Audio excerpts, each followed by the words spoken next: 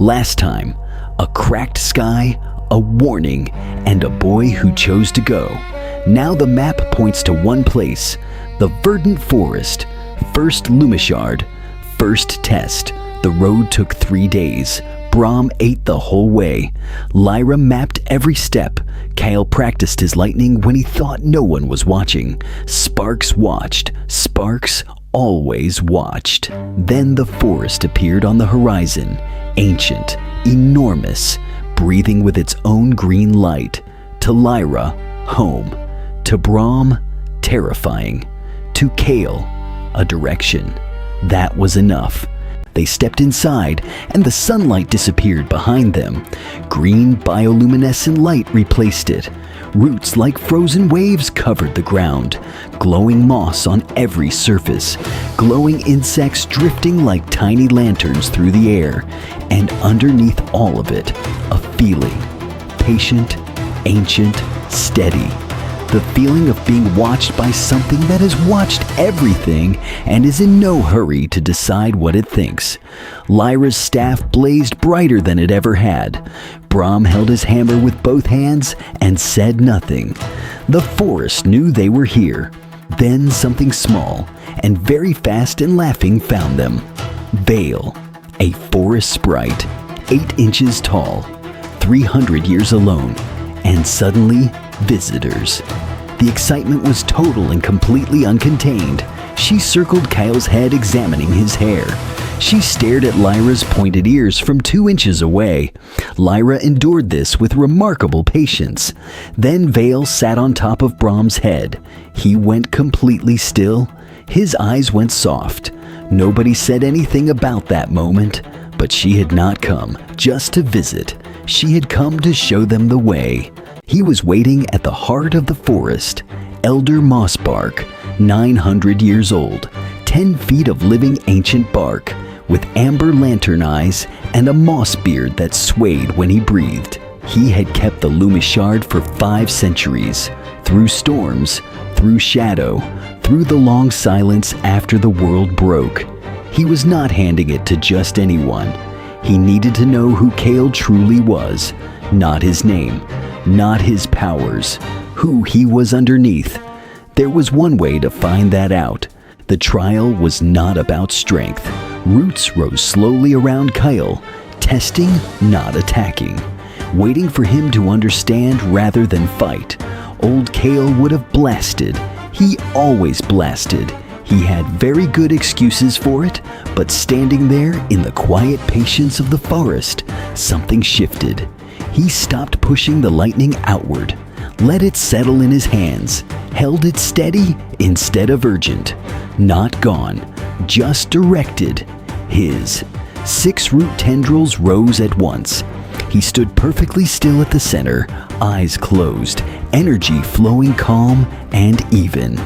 The roots lowered. Elder Mossbark's amber eyes warmed. He pointed deeper. The sacred grove stopped all 3 of them. Some places feel like a breath that has been held for a very long time. The grove was exactly that. Ancient trees in a perfect circle, golden green light drifting like snow, everything glowing softly. At the center, the verdant Lumishard, hovering, rotating slowly, pulsing with deep emerald light. It had been waiting. Kael walked toward it and reached out. The moment he touched it, the world went green. A flash of something older than memory. 5 kingdoms, 1 light, everything whole and connected. 1 second, a lifetime, 1 down. Lyra knelt where the crystal had been and pressed her palms to the glowing moss. She said nothing. The forest already knew. Malvoros had watched every moment from his dark mirror. The crystal leaving, the grove going still, the green light fading. He stood before the mirror and tapped its edge once. He was not angry. Anger was for people without plans. Malvoros had been planning 500 years. From the shadow energy in his palm, he shaped something patient and dark. A shadow stalker. Void given a direction. Darkness shaped like hunger. A wolf made entirely of smoke and cold intent. One instruction: retrieve what was taken. He opened his hand. The creature dropped into a shadow portal and was gone. Malvoros turned back to his mirror and waited. It found them before they left.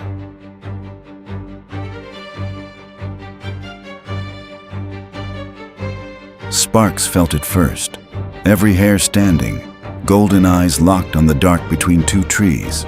Two red ember eyes looked back.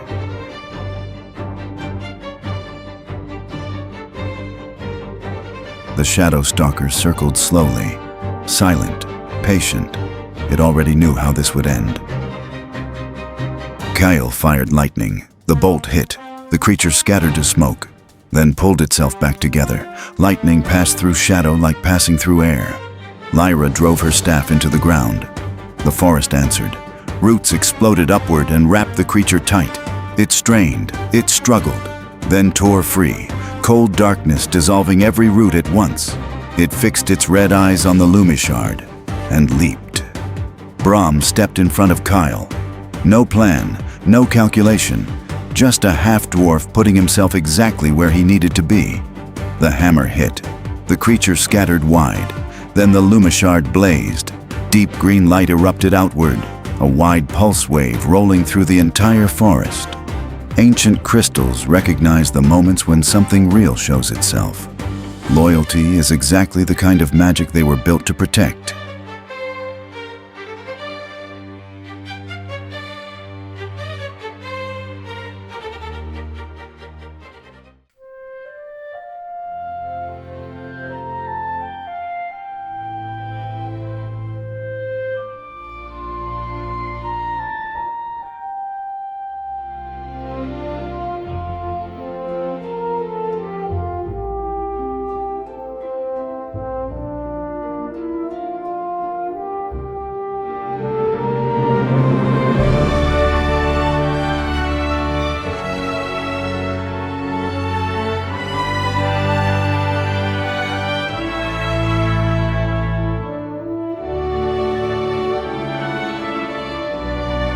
The shadow dissolved, smoke unraveling until only two red embers floated in the dark.